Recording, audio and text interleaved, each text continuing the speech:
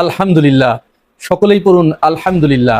অবশেষে যে জন্য আজকে আলহামদুলিল্লাহ পড়লাম, সেই আলহামদুলিল্লাহ পড়ার মূল অর্থ হচ্ছে জয় বাংলা করে দিচ্ছে, তারা কেল্লাফতে করে দিচ্ছে যে আগামী এক সপ্তাহের ভিতরে হয়তো এমনও পরিস্থিতির উদয় হতে পারে সেনাপ্রধান ওয়াকারুজ্জামান। আলহামদুলিল্লাহ, এই সাহস এটা একটা আলাদা জিনিস। দর্শক, কথায় আছে ঝড়ের সময় আম কুড়াইতে হয়, তবে আলহামদুলিল্লাহ দিন শেষে এটারে টপকাই দেওয়া হয়েছে। আজকে বাঘ আসে সেই বাঘ সত্যি আসলো দীর্ঘ কয়েক যুগ পর, এই প্রথমবারের মতো।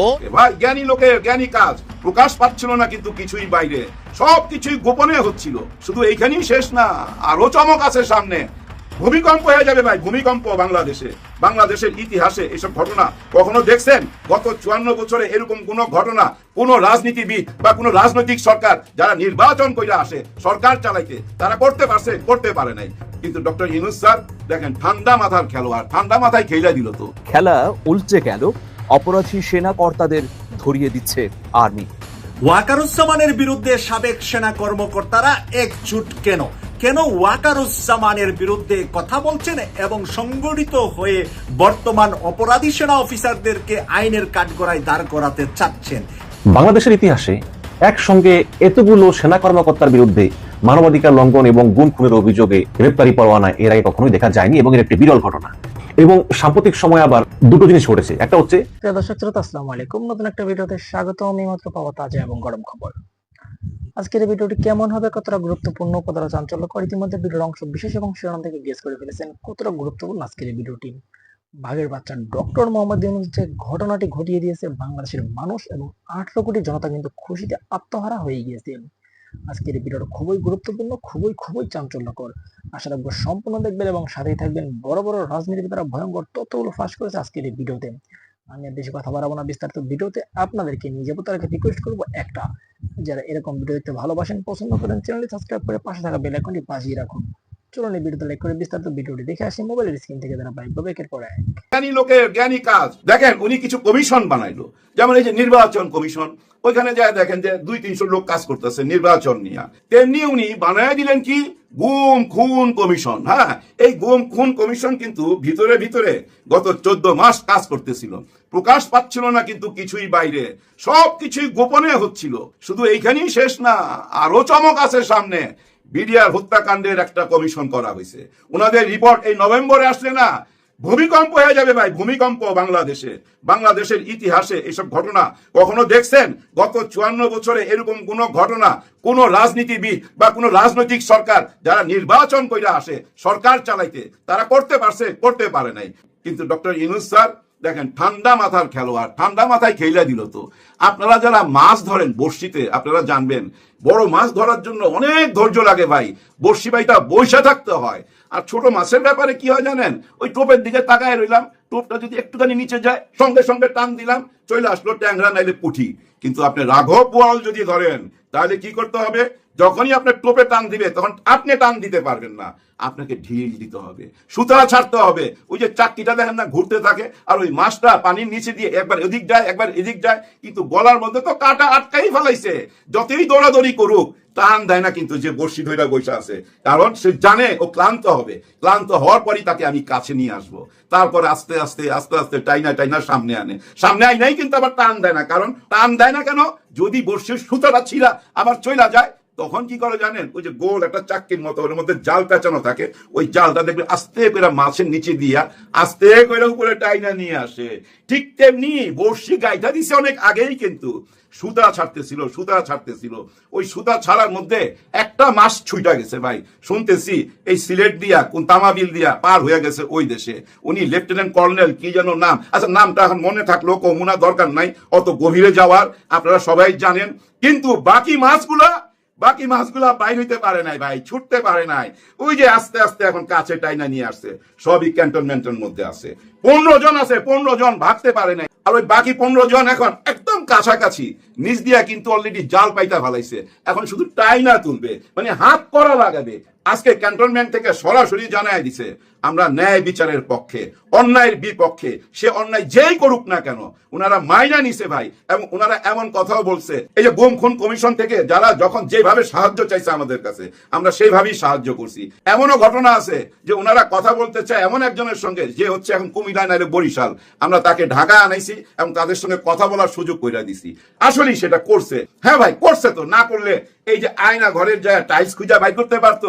ক্যান্টনমেন্টে ঢুকার জন্য পারমিশন লাগে না, অনুমতি লাগে না, ওনারা অনুমতি দিছে বলেই কিন্তু হয়েছে। কিন্তু এই অনুমতিটা এত গোপন রাখা হয়েছে, কোন কমিশনারের তদন্তটাকে না অনেক গোপনে রাখা হয়েছে। আলোচনায় কেন আনে নাই জানেন? ডক্টর ইউনূস স্যারের তো ওই স্বভাব নাই।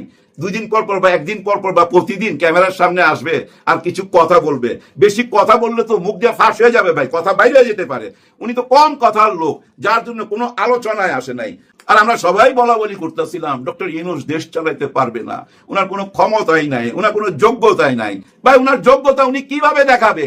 আইন শৃঙ্খলা বাহিনী যদি তার কাজটা ঠিক মতো না করে, উনি যাবে আসামি ধরার জন্য কুমিল্লায় 14 গ্রামে, উনি যাবে? উনি তো যাবে না। উনি যাদের পাঠাবে, ওই যে বললাম না ইউনিট করা আছে, একটু আগে বললাম যে একটা ছবি বানাইবার জন্য অনেকে সহযোগিতা লাগে, বিভিন্ন ইউনিট কাজ করে। এখন ওনার প্রশাসনের ইউনিট যদি ঠিক মতো কাজ না করে উনি কি করবে? আর এই কাজ না করার পিছনে কাদের ষড়যন্ত্র এখন তো পরিষ্কার আপনারা বুদ্ধিজীবীরা। আর ওনাকে এই বিফল দেখাইবার জন্য কি কি ষড়যন্ত্র হচ্ছিল এখন তো আয়নার মতো পরিষ্কার। এখন সত্যটা সামনে বলার চেষ্টা করেন সবাই। ডক্টর ইউনূস স্যারকে যারা তুচ্ছ তাচ্ছিল্য করছেন, আইসা এখন সরি বলেন। এখন না বললো নভেম্বরে সরি বলতে বাধ্য হবেন। নভেম্বরের চমক তো ভাই বিশাল চমক, বললাম না ভূমিকম্প হয়ে যাবে, ভূমিকম্প। কারণ এই বিডিআর হত্যাকাণ্ডের সাথে দেখবেন অনেকেই জড়িত। এমনও হইতে পারে কোন রাজনৈতিক দল জড়িত, বড় বড় রাজনীতিবিদরাও জড়িত হইতে পারে ভাই। 2-1 জনের নাম চলে আসতে পারে। দেখেন এমনও ঘটনা ঘটতে পারে নভেম্বরের পরে অনেকে আশা করতেছে আমি নির্বাচন করুম, দেখা গেল সে নির্বাচন করতে পারলো না, কারণ ওই বিডিআর হত্যাকাণ্ডের সাথে সেও জড়িত। এরকম ঘটনা হইতে পারে। আমরা নভেম্বরের জন্য অপেক্ষা করি। দেখেন ডক্টর ইউনূস স্যার একটা কথা খুব গুরুত্ব দিয়া বলছিল যে আমরা এমন কিছু কাজ করে যেতে চাই যেন কোনোভাবেই যেন আর স্বৈরা শাসক জন্ম না নিতে পারে, অথবা স্বৈরা শাসক এই বাংলাদেশে ইন না করতে পারে, অথবা পার্শ্ববর্তী দেশ থেকে যেন কোনো অপকর্ম, কোনো ষড়যন্ত্র আর জীবনও না করতে পারে। আমরা সেই সব রাস্তাগুলো বন্ধ করতে চাই। উনি নিজে বলছে ভাই আমরা সেই রাস্তাগুলো বন্ধ করে দিলেই আমাদের দেশটাকে আর কেউ রুইখা দাঁড়াইতে পারবে না। উনি বলছিল না বাংলাদেশ আছে এমন একটা পজিশনে চীন আর ভারতের মাঝখানে, চীন আর ভারত যদি আকাশে উঠতে চায় সে হাওয়াতে আমরাও আকাশে উড়া যাব। ডক্টর ইউনূস স্যার বাংলাদেশটাকে কতটা ভালোবাসে আপনারা কি বুঝতে পারছেন না? আলহামদুলিল্লাহ, সকলেই পড়ুন আলহামদুলিল্লাহ। গত 2-3 দিন ধরে বাংলাদেশের রাজনীতিতে যে একটা অস্থিতিশীল পরিবেশ বিরাজ করছিল, প্রত্যেকের মনের ভিতরে উদ্বেগ, উৎকণ্ঠা, একটা শঙ্কার ভিতর দিয়ে অতিক্রম করছিল। আন্তর্জাতিক অপরাধ ট্রাইব্যুনাল 25 জন বর্তমান এবং সাবেক সেনা কর্মকর্তাদেরকে, বিভিন্ন বাহিনীর প্রধানদের, মেজর জেনারেলদেরকে যে গ্রেপ্তারি পরোয়ানা ইস্যু করেছিল, তাদেরকে গ্রেপ্তার করা হবে। তাদেরকে যদি গ্রেপ্তার করা হয় তাহলে দেশের পরিস্থিতি কোন দিকে যাবে? সেনাবাহিনী কি এটি মেনে নেবে? যদি সত্যি সত্যি সেনাবাহিনী তাদেরকে গ্রেপ্তার করতে সহযোগিতা না করে, তাহলে কি রাষ্ট্র এবং সেনাবাহিনী কি পরস্পর সংঘর্ষে লিপ্ত হবে? সেনাবাহিনী কি ক্ষমতা হস্তান্তর করবে? ইউনূস সরকারকে হটিয়ে দিয়ে ওয়াকারুজ্জামান কি রাষ্ট্রের সমস্ত কর্তৃত্ব গ্রহণ করবে? সেনাবাহিনী কি আবার সেই 1-11 মতো হটকারী হয়ে যাবে? তারা কি জনগণের বিরুদ্ধে দাঁড়াবে? ইত্যাদি নানা ধরনের প্রশ্ন বাংলাদেশের মানুষের, কোমলমতি মানুষের হৃদয়ের ভিতরে ঘুরপাক খাচ্ছিল। আর তাদের চোখের সামনে একটা সরষে ফুল দেখার মতো অবস্থা তৈরি হয়েছিল। আমি গতকালকের ভিডিওতে আপনাদেরকে দেখিয়েছিলাম, সেখানে পরিষ্কার করে বলেছিলাম সেনাবাহিনীর জুনিয়র এবং সিনিয়র অফিসারেরা, সৈনিকেরা, তারা এই বিচার প্রক্রিয়াকে সামনে এগিয়ে নিয়ে যাওয়ার জন্য, এই বিচার প্রক্রিয়াকে ত্বরান্বিত করার জন্য, রাষ্ট্রকে সহযোগিতা করার জন্য তারা সেনাপ্রধানকে তারা তাগাদা দেয় এবং তারা সেনাপ্রধানকে পরিষ্কার করে বলে দেয় যে আমাদের এই কাজে সহযোগিতা করতে হবে। কোনো মতো অবস্থায় যেন অপরাধীর পরিচয়, সে একমাত্র অপরাধী, সে সেনাবাহিনীর কোন পদে, কোন পজিশনে, তার রাষ্ট্রীয় খেতাব কি, তার পারিবারিক খেতাব কি, তার বংশমর্যাদা কি, তার আভিজাত্য কি, এটি কোনো গুরুত্বপূর্ণ বিষয় নয়। সুতরাং যেই হোক তাকে আইনের আওতায় সোপর্দ করতে হবে, তাকে আইন শৃঙ্খলা রক্ষাকারী বাহিনীর হাতে তুলে দিতে হবে। যখন প্রবলভাবে মিড লেভেলের অফিসারেরা এই বার্তা সেনাপ্রধান ওয়াকারুজ্জামানকে পৌঁছিয়ে দেয়, তখন ওয়াকারুজ্জামান আর কোনো উপায়ন্তর না পেয়ে সিদ্ধান্ত পরিবর্তন করতে বাধ্য হয়। অবশেষে যে জন্য আজকে আলহামদুলিল্লাহ পড়লাম, সেই আলহামদুলিল্লাহ পড়ার মূল অর্থ হচ্ছে আজকে 15 জন, আমি এই ভিডিও যখন করছি হয় আপনারা বুঝবেন যে গতকাল 15 জন রানিং দায়িত্বপ্রাপ্ত অফিসারদেরকে হেফাজতে নেওয়া হয়েছে, গ্রেপ্তার করা হয়েছে। আইএসপিআর সেনা সদর দপ্তর তাদের অবস্থান পরিষ্কার করেছে, তারা পরিষ্কার করে বলে দিয়েছে সেনাবাহিনী সমস্ত অন্যায়ের বিপক্ষে, যেই হোক আইনের কাছে আমরা তাকে সোপর্দ করব। আমরা বাংলাদেশ সংবিধানের যাবতীয় আইন এবং কানুন মেনে আমরা সেখানে সহযোগিতা আগেও করেছি, এখনো করছি, ভবিষ্যতেও করব। কারো পদবীর দিকে না তাকিয়ে আমরা ইতিমধ্যেই 15 জনকে গ্রেপ্তার করেছি, আইএসপিআর জানিয়েছে। বাকি তারা তো রিটায়ারমেন্টে চলে গেছে, সুতরাং তাদের ব্যাপারে একটু প্রসেস ফলো করতে হবে, এটি তারা পরিষ্কার করে জানিয়ে দিয়েছে। এখানে আমি আপনাদেরকে একটি কথা বলতে চাই, সেটি হচ্ছে ওয়াকারুজ্জামান সম্পর্কে আমাদের একটা অবজারভেশন হলো, তিনি কিন্তু 5 তারিখে বিকেল বেলায় সমস্ত রাজনৈতিক দলের নেতাদের ডেকে নিয়ে তিনি যখন মিটিং করেছিলেন, তার সম্ভবত তার পরের দিন এরকম হবে, তিনি তার বক্তব্যে পরিষ্কার করে বলেছিলেন, একেবারে পরিষ্কার করে বলেছিলেন যে আমরা সমস্ত অপরাধীদেরকে, গণহত্যাকারীদেরকে আমরা আইনের আওতায় আনবো। বাংলাদেশের জনগণ আপনারা আমাদের উপরে আস্থা রাখতে পারেন, বিশ্বাস রাখতে পারেন, ভরসা রাখতে পারেন, আমরা প্রত্যেকের বিচারের মুখোমুখি করবো এবং বিচার করব। এটি কিন্তু তিনি পরিষ্কার করে বলেছিলেন। কিন্তু সেনাপ্রধান তার সেই বক্তব্যে পরবর্তীতে আর স্থির থাকেন নাই, তিনি সেখান থেকে সরতে অবশেষে তিনি বর্তমানে এমন একটা জায়গায় এসে দাঁড়িয়েছেন, তিনি পরিষ্কারভাবে বোঝা যাচ্ছে সেনাপ্রধান তিনি শেখ হাসিনার যে ভগ্নিপতি সেটির প্রমাণ দেওয়ার জন্য মনে হচ্ছে তিনি সমস্ত প্রচেষ্টা চালিয়ে যাচ্ছেন। তার হেফাজত থেকে, তার আন্ডারের ভিতরে থেকে, তার সারেন্ডারিং এর ভিতরে থেকে 626 জন ভারতের বুকে পালিয়ে গেছে। এই কথা আমরা সেনাপ্রধানকে বারবার স্মরণ করে দিতে চাই। এটি বাংলাদেশের জনগণ এত সহজে ভুলে যাবে বলে মনে করার কোনো কারণ নেই। তারপরেও দেরিতে হলেও আপনার শুভ বুদ্ধির হয়তো উদয় হচ্ছে, আপনার মিড লেভেলের অফিসারদের বিরোধিতার কারণে, আপনি তাদের সাথে হয়তো পেরে উঠতে না পারার কারণে, তারা বাগড়া দেবার কারণে এই 15 জন দায়িত্বপ্রাপ্ত অফিসারদেরকে হেফাজতে নিতে হয়তো বাধ্য হয়েছেন, আমরা এরকমই বলবো, হয়তো বাধ্য হয়েছেন। বাধ্য না হয়ে উপায় ছিল না, তাদেরকে গ্রেপ্তার না করে কোনো উপায় ছিল না। কারণ গ্রেপ্তারি পরোয়ানা জারি হবার পরের দিন বিএনপি থেকে বিবৃতি দিয়েছে, পরিষ্কার বার্তা দিয়ে দিয়েছে, যেই হোক আইনের কাছে তাকে সোপর্দ করতে হবে। বাংলাদেশ জামাত ইসলামীর কাছ থেকে পরিষ্কার বার্তা পৌঁছে গেছে, তারাও বিবৃতি দিয়েছে যে তাদেরকে আইনের আওতায় আনতে হবে। ইনকিলাব মঞ্চ এবং 24 মঞ্চ প্রত্যেকেই তারা পরিষ্কার করে বিবৃতি দিয়েছে, তারা রাজপথে নেমে এসেছে, তারা বিক্ষোভ প্রদর্শন করেছে। এনসিপি তারাও পরিষ্কার করে জানিয়ে দিয়েছে, নাহিদ ইসলাম তার ফেসবুক স্ট্যাটাসে পরিষ্কার করে বলে দিয়েছে অপরাধীর পরিচয় শুধুমাত্র অপরাধী, সে কোন পদে আছে কি এগুলো দেখার কোনো সুযোগ নাই, তাকে অবশ্যই আইনের কাছে হস্তান্তর করতে হবে। এই চাপে পড়ে তাকে সেনা সদর দপ্তর জানিয়েছে আজকে বিকেলে, অর্থাৎ 11 তারিখ শনিবার বিকেলে আইএসপিআর যে সাংবাদিক সম্মেলন করেছে সেখানে তারা পরিষ্কার করে জানিয়ে দিয়েছে যে 15 জনকে তারা হেফাজতে নিয়েছে। নানান জল্পনা কল্পনা ও শঙ্কার অবসান, অবশেষে সেনাপ্রধান সঠিক লাইনে আসলেন। আমাদের যে প্রত্যাশা, আমাদের যে চাপ, এতদিন সেনাবাহিনীর দুষ্কৃতিকারী কর্মকর্তাদের বিরুদ্ধে এবং সেনা প্রধানকে টার্গেট করে এতদিন যে কথাবার্তা বলেছি, যে ধমক দিয়েছি, যে চাপ তৈরি করেছি জনগণের পক্ষ থেকে, সে উদ্দেশ্য সফল হয়েছে। কি, সেনাবাহিনী আমাদের গর্বের জায়গা, সেনাবাহিনী আমাদের গর্বের প্রতীক, কোনো বিরোধ নাই, বরং আমরা একে অপরের পরিপূরক, শুভাকাঙ্ক্ষী। তাহলে উদ্দেশ্য কি ছিল? যেসব সেনা অফিসার গুম খুনের সাথে জড়িত ছিল, সেনাবাহিনীর পেশাদারিত্ব ধ্বংস করেছে, তাদের বিচারের দাবি, এটাই ছিল একমাত্র উদ্দেশ্য। ওয়াকারুজ্জামানের প্রতি আমাদের সামান্যতম ক্ষোভ থাকার প্রশ্নই ওঠে না।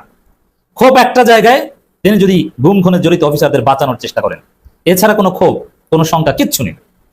হ্যাঁ, ওয়াকার অতীতে, ওয়াকার আওয়ামী লীগের লোক কিংবা হাসিনার আত্মীয় যাই হোক, তারপরও যেহেতু তিনি জুলাই বিপ্লবে অংশগ্রহণ করেছেন শেষের দিকে হলেও, এজন্য ওয়াকার আমাদের ভাই, অতীতের গুনাখাতা মাপ, এটাই থিওরি।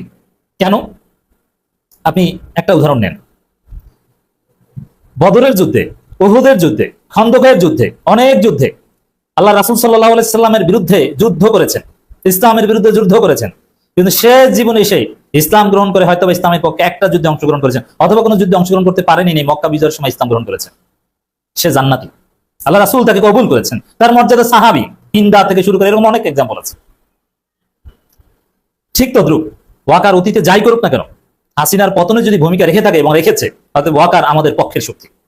অতীতে অন্যায় করলো সেটা মাপ, কিন্তু ওয়াকার লাইন ছাড়া বেলাইনে চলে গিয়েছিলেন। কি তিনি অবশ্য তার অনিশ্চয়তা থেকে তিনি গুম খুনে জড়িত ওদের অনেককে সেফ এক্সিট দিয়েছেন, বাঁচানোর চেষ্টা করেছেন এবং অভিযুক্ত সেনা কর্মকর্তাদের বিচার আইসিটিতে করতে বাধা সৃষ্টি করার চেষ্টা করেছিলেন। তিনি চেয়েছিলেন যে সেনাবাহিনীর নিজস্ব আইনে নিজস্ব বিচারালয়ে মানে কোর্ট মার্শাল হবে। এইগুলোতে আমাদের সমালোচনা ছিল, কিন্তু না, সব জল্পনা কল্পনার সংখ্যার অবসান ওয়াকার এবার লাইনে। সেনাবাহিনীর পক্ষ থেকে আনুষ্ঠানিকভাবে প্রেস ব্রিফিং করে জানানো হয়েছে ট্রাইব্যুনালের চার্জশিটের নাম আসা সবাই অলরেডি গ্রেপ্তার। এখন কোর্টের কাছে হ্যান্ডওভার করা হয়নি, কিন্তু সেনাবাহিনী ইন্টারনালি হেফাজতে নিয়েছে, that means they are arrested.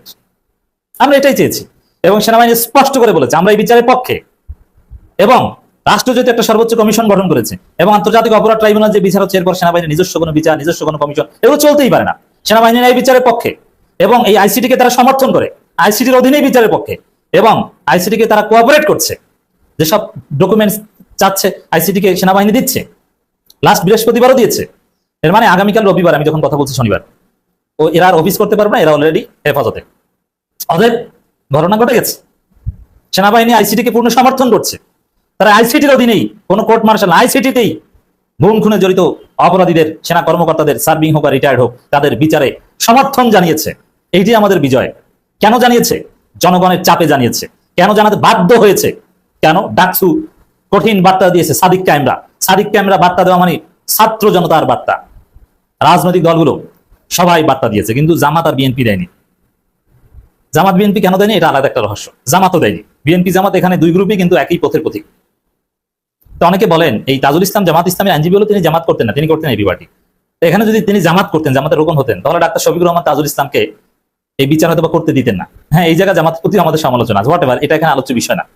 BNP জামাতের অবস্থান কি? বিএনপি তো সরাসরি স্পষ্টই বিএনপি বুদ্ধিজীবীরা প্রচার করা শুরু করেছিল যে না, কোর্ট মার্শালে বিচার হওয়া উচিত। এখানে আইসিটিতে কেন বিচার হবে? এই বিচার আমরা সমর্থন করি না, কিন্তু সেনাবাহিনী নিজেরাই সমর্থন করে। বিএনপি সমর্থন না করলে তাতে কি আসে যায়? আমাদের দর্শক, জল্পনা কল্পনা সংখ্যার অবসান, যে পালাবে আসলে এরা বিদ্রোহ করে কিনা, বিচারে বাধা সৃষ্টি করে কিনা, না। হাসিনা পালিয়ে যাওয়ার দিন, সেই 5ই আগস্টের পর থেকে আমি সেনাপ্রধান জেনারেল ওয়াকারের যে পরিমাণ প্রশংসা করেছি এবং সেজন্য আমাকে যে পরিমাণ গালি খেতে হয়েছে তার কোনো হিসাব নিকাশ নাই। এবং এর ভিতরে সবচেয়ে ভদ্র গালি হচ্ছে আমি সেনাপ্রধান ওয়াকারের দালাল। আর কুৎসিত গালিগুলো, বাপমা তুলে গালি যা আছে তা তো নাই বললাম, লক্ষ লক্ষ গালি। কিন্তু তারপরেও আমি ওয়াকারের উপর থেকে বিশ্বাস হারাইনি। আমি মনে করেছি যে যেই ওয়াকার 5ই আগস্ট ক্ষমতা নেওয়ার সব সুযোগ থাকা সত্ত্বেও তিনি ক্ষমতা নেননি, যিনি 5 ওয়াক্ত নামাজ পড়েন, যিনি কোরআন শরীফ পড়েন, তিনি কোনো খারাপ কাজ করতে পারেন না। এবং শেখ হাসিনার এই 15টা বছরে এত জেনারেলদের বিরুদ্ধে এত অভিযোগ, তার বিরুদ্ধে কিন্তু কোনো অভিযোগ নাই। তবে এটাও সত্য যে তিনি চুপ থেকেছেন, তিনি প্রতিবাদ করেননি বা তিনি অংশগ্রহণ করেননি, তিনি একটি নিরাপদ দূরত্ব বজায় রেখেছেন। এবং শেখ হাসিনা পলায়নের ঠিক মাসখানেক আগে, সম্ভবত জুনে, তাকে সেনাপ্রধান বানিয়েছেন এবং বানানোর পরে মনে করেছিলেন যে আমার যেহেতু বোনের জামাই, আমি যা বলবো তাই হবে। কিন্তু জেনারেল ওয়াকার শেখ হাসিনার কথা রাখেননি, তিনি শেখ হাসিনাকে টিকিয়ে রাখার চেষ্টা করেননি। এর ফলে শেখ হাসিনা পালিয়ে যেতে বাধ্য। আজকে অনেক কথা বলবেন যে ওয়াকার বাধ্য হয়েছে, সে হয়েছে। সেনাবাহিনী যদি গুলি চালাতো তাহলে বিপ্লব এত সহজে অর্জিত হতো না, এত সহজে হাসিনা পালিয়ে যেত না। শেষ পর্যন্ত হাসিনা ওয়াকারকে বলেছে যে তুমি ক্ষমতা নিয়ে নাও, তারপর আমাদেরকে সেভ করো। কিন্তু ওয়াকার ক্ষমতা নেয়নি, কারণ সে দেশকে ভালোবাসে, সে দেশপ্রেমিক, সে মনে মনে আওয়ামী লীগকে ঘৃণা করে। সেই ওয়াকার কোনোদিনই এই গণহত্যাকারী সেনাবাহিনীর কর্মকর্তাদেরকে রক্ষা করবে না। এর আগে যত কথা বলেছে, যত কিছু করেছে, সবই কিন্তু এই সেনাপ্রধানের বিরুদ্ধে একটা গুজব। সেনাপ্রধান একবারও বলেনি যে আমি এই সেনা কর্মকর্তাদের বিচার চাই না। সে বারে বারে বলেছে যে এটা সামরিক আইনে হতে হবে বা এইভাবে হতে হবে। এটা নিয়মেই আছে যে একটা সেনাবাহিনীর অফিসার যদি অন্যায় করে তার বিচার কিভাবে হবে সেটা সরকার নির্ধারণ করার আগে সেনাপ্রধানের সঙ্গে কথাবার্তা বলতে হবে, বলে সিদ্ধান্ত নিতে হবে। তো এগুলো তো আছে। এবং একটা আদালত যদি রায়ও দেয়, তারপরেও তো সেনাপ্রধান একটা বিষয় আছে যে কিভাবে কি করা যায়, আইন অনুযায়ী কিভাবে কাজ করা যায়, আইনের ব্যাখ্যা বিশ্লেষণের ব্যাপার আছে। তারপরে ওই অভিযুক্ত সেনা কর্মকর্তাদের আইনি সহায়তা পাওয়ার বিষয় আছে। এইসব বিষয় আছে না? এইসব বিষয় নিয়ে ওয়াকার দরজা করতেছিলেন। কিন্তু কিছু কিছু অনলাইন পণ্ডিত তারা বলতেছে ওয়াকার নাকি ষড়যন্ত্র করতেছেন, ওয়াকার নাকি সামরিক অভ্যুত্থান ঘটাবেন। তারপরে ওয়াকার বলতেছে তার বুকটা ছিঁড়ে যায়। বুক তো ছিঁড়ে যাওয়াই কথা। তার অধীনস্থ সেনা কর্মকর্তারা অন্যায় করেছে, তাদের বিরুদ্ধে গ্রেপ্তারি পরোয়ানা জারি হয়েছে। সেখানে তিনি বলেছেন তার কষ্টে বুক ছিঁড়ে যায়, বাট তিনি তো বলেননি যে ওদেরকে তিনি রক্ষা করবেন। বলেছেন তিনি আইনি সহায়তা দিবেন। কিন্তু আজকে প্রমাণিত হলো যে ওয়াকার অভিযুক্ত সেনা কর্মকর্তাদেরকে রক্ষা করতে চাননি। এবং প্রমাণিত হলো আজকে আইএসপিআর এর সংবাদ সম্মেলনের মাধ্যমে, যেখানে বলা হয়েছে যে 15 জন সেনা কর্মকর্তাকে অলরেডি সেনাবাহিনী হেফাজতে নিয়েছে এবং সেনাবাহিনীর ভিতরে যে পুলিশ আছে, মিলিটারি পুলিশ, তারা এই 15 জন সেনা অফিসারকে হেফাজতে নিয়েছে এবং একজন পালিয়ে গিয়েছে। আজ বিকালে ঢাকায় আর্মি অফিসার্স মেসে আয়োজিত সংবাদ সম্মেলনে এই তথ্য জানান সেনাবাহিনীর adjutant general major general Hakimuzzaman. Major general Hakimuzzaman বলেন যে দুটো মামলার 30 জন আসামির মধ্যে 25 জনই সেনাবাহিনীর বিভিন্ন পর্যায়ের সাবেক এবং বর্তমান সেনা কর্মকর্তা। তার মধ্যে 9 জন অবসরপ্রাপ্ত। এবং মনে রাখবেন যে অবসরপ্রাপ্ত সেনা অফিসারদের জন্য সেনাবাহিনী দায়ী না, তারা অবসর চলে গিয়েছে, তারা কিন্তু সিভিলিয়ান। আর একজন এলপিআর গেছে। এলপিআর হচ্ছে চাকরি ছাড়ার এবং অবসরের মাঝামাঝি সময়, এবং বর্তমানে কর্মরত আছেন 15 জন। তিনি আরো বলেন, সেনা কর্মকর্তাদের গ্রেপ্তারি পরোয়ানা এখনো আমাদের হাতে পৌঁছায়নি, পুলিশের পক্ষ থেকেও কোনো যোগাযোগ করা হয়নি। এখন দেখেন, আন্তর্জাতিক অপরাধ ট্রাইব্যুনাল যখন একটা আদেশ জারি করলো যে এই সমস্ত সেনা কর্মকর্তাদেরকে গ্রেপ্তার করতে হবে 22 অক্টোবরের মধ্যে, হাতে সময় আছে আর 10 দিন, তখন হয় কি, তখন এই গ্রেপ্তারের যে আদালতের অফিসিয়াল কপি, এটা যায় পুলিশের সদর দপ্তরে, সেখান থেকে এটার অনুলিপি বের করে প্রত্যেকটা সংশ্লিষ্ট প্রতিষ্ঠানে পাঠিয়ে দেওয়া হয়। এবং যেহেতু তারা সেনা কর্মকর্তা, তাহলে অবশ্যই একটা অনুলিপি ক্যান্টনমেন্টে যাবে বা সেনা সদরে যাবে। কিন্তু আজকে 4 দিন হয়ে গেল, সেই অনুলিপি এখনো ক্যান্টনমেন্টে পৌঁছায়নি। তাহলে কিসের ভিত্তিতে কি হবে? অথচ আমরা শুনলাম অলরেডি নাকি সকল সংশ্লিষ্ট প্রতিষ্ঠানে সকল অনুলিপি পাঠিয়ে দেওয়া হয়েছে, কিন্তু আসলে কিন্তু পাঠায় নাই। এটা তো অফিসিয়াল ব্যাপারে ভাই, একটা কাগজ যাবে সেনা সদরে, সেই কাগজ দেখে সেনাবাহিনী আইনি ব্যাখ্যা বিশ্লেষণ সহকারে তারা পদক্ষেপ নিবে। যেহেতু হাকিমুজ্জামান বলেছেন যে বাংলাদেশ সেনাবাহিনী সব সময় বাংলাদেশের প্রচলিত আইনের উপর শ্রদ্ধাশীল এবং সংবিধান স্বীকৃত প্রত্যেকটি প্রতিষ্ঠানের উপর শ্রদ্ধাশীল, সুতরাং আন্তর্জাতিক অপরাধ ট্রাইব্যুনাল যেই গ্রেপ্তারি পরোয়ানা জারি করেছে সেটার উপরেও সেনাবাহিনী শ্রদ্ধাশীল। কিন্তু আমরা কি মিডিয়া দেখে কাজ করবো, যে মিডিয়াতে খবর দেখে যে অমুক টিভিতে বলেছে অমুক টিভিতে বলেছে, নাকি আমাদের কাছে কপি আসা লাগবে, আদালত কপি? কিন্তু আমরা আজ পর্যন্ত কপি পাইনি। কেন সেই গ্রেপ্তারি পরোয়ানার কপি পাইনি? কেন সেই কপি আদালত থেকে সেনাবাহিনীকে দেওয়া হয়নি? এর উত্তর কি তাজুল ইসলাম দিবে? মেজর জেনারেল হাকিমুজ্জামান এও বলেছেন যে এই মামলাগুলো অবশ্যই আমাদের মোরালে এফেক্ট করবে, মানে সেনাবাহিনীর মনোবল অবশ্যই কিছুটা ভাঙবে এই দুইটা মামলার কারণে। যেহেতু সেনাবাহিনীর সিনিয়র অনেক অফিসাররা গ্রেপ্তার হবে, এতে সেনাবাহিনীর মনোবলে একটু আঘাত হানবে, এটা তিনি স্বীকার করেছেন, স্বাভাবিক, এটা হতেই পারে। হাকিমুজ্জামান বলেন যে গত 8 অক্টোবর সামাজিক যোগাযোগ মাধ্যমে এবং টিভি স্ক্রল বা গণমাধ্যম থেকে জানার পর সেই দিনই এলপিআর এর একজন সহ 16 জন সেনা কর্মকর্তাকে হেফাজতে আসার নির্দেশ দেওয়া হয়। এই সেনা কর্মকর্তা বলেন যে একজন বাদে 16 জনের মধ্যে 15 জনই ঢাকা ক্যান্টনমেন্টে সেনা সদরে জয়েন করেছে এবং তাদেরকে হেফাজতে আটক করা হয়েছে। শুধুমাত্র একজন যোগাযোগ করে নি বিধায় তার পরিবারের সঙ্গে আমরা যোগাযোগ করি, তিনি হচ্ছেন মেজর জেনারেল কবির, তিনি আসেননি। আমরা জানি যে তিনি ভারতে পালিয়ে গেছেন। তো মেজর জেনারেল কবির আহমেদ 9 অক্টোবর বাসা থেকে বের হন তার আইনজীবীর সঙ্গে দেখা করার জন্য, কিন্তু এখন পর্যন্ত তিনি আর পরিবারের সঙ্গে যোগাযোগ করেননি। সেই হিসাবে তিনি একটা ইলিগেল অ্যাবসেন্টে আছেন এবং ইলিগেল অ্যাবসেন্স ঘোষণা করে প্রসিডিউর নেওয়া হয়েছে তার বিরুদ্ধে, মানে অলরেডি প্রসিডিউর নেওয়া হয়েছে এবং তিনি যাতে দেশের বাইরে যেতে না পারেন সেজন্য সকল পোর্টে বলা হয়েছে। এটা বলেছেন মেজর জেনারেল হাকিমুজ্জামান, যদিও আমরা জানি যে তিনি অলরেডি দেশের বাইরে চলে গিয়েছেন এবং আটক যে কর্মকর্তারা তারা এখন তাদের পরিবারের সঙ্গেও যোগাযোগ করতে পারবেন না, যে 15 জন আটক করা হয়েছে। সাংবাদিকরা জিজ্ঞেস করেছিল যে তারা কি সেনা হেফাজতে আছেন নাকি সেনা সদরে সংযুক্ত হয়েছেন। তিনি বলেন যে তারা হেফাজতে আছে, তবে যেহেতু বেতন এবং রেশন সংক্রান্ত নানা হিসাব রাখতে হবে তাই সংযুক্তির আদেশ দেওয়া হয়েছে, কিন্তু তারা আসলে হেফাজতেই আছেন। এবং সেনাবাহিনী আরো বলেছে যে যেহেতু ইউনূস সরকারের একটি গুম কমিশন কাজ করতেছে, এখন যদি আর্মি আরেকটা কমিশন করে তাহলে সেটা ইউনূস সরকারের গুম কমিশনের উপর একটা অশ্রদ্ধা প্রদর্শন করা হয়, ডিসরেসপেক্ট হয়। এই কারণে আমরা নতুন একটা গুম কমিশন গঠন না করে ওই গুম কমিশনকেই সহায়তা করেছি এবং প্রয়োজন অনুসারে আমরা তাদের আদেশ বা পরামর্শ গ্রহণ করতেছি। আমরা জাস্টিসের পক্ষে, নো কম্প্রোমাইজ উইথ ইনসাফ, এবং যারা গুম হয়েছে, নির্যাতনের শিকার হয়েছে তাদের প্রতি আমাদের সহানুভূতি আছে। আজকে অনেকেই বলে যে এই যে একটা বড় অভিযোগ যে আয়না ঘরকে ভেঙে ফেলা হয়েছে, আয়না ঘরের আলামত লোপাট করা হয়েছে, আয়না ঘরের স্ট্রাকচার পরিবর্তন করা হয়েছে, সবই তো সত্য, এটা তো মিথ্যা না। কিন্তু ভাই ডিজিএফআই তো সরাসরি ইউনূসের আন্ডারে, ডিজিএফআই এর লোকজন সেনাবাহিনী থেকে এনে গঠন করা হয় এবং এই ডিজিএফআই হচ্ছে প্রতিরক্ষা মন্ত্রণালয়ের আন্ডারে এবং প্রতিরক্ষা মন্ত্রী ডক্টর ইউনূস। যখন ইউনূসকে দিনের পর দিন আয়নাঘর পরিদর্শন যেতে হচ্ছে না, তখন কেন ইউনূস তার নির্বাহী আদেশ বলে ডিজিএফ এর সবাইকে পরিবর্তন করলেন না? কেন তিনি সহ্য করলেন এতদিন? দোষ কি সব জেনারেল ওয়াকার? সরকারের কোনো দোষ নাই?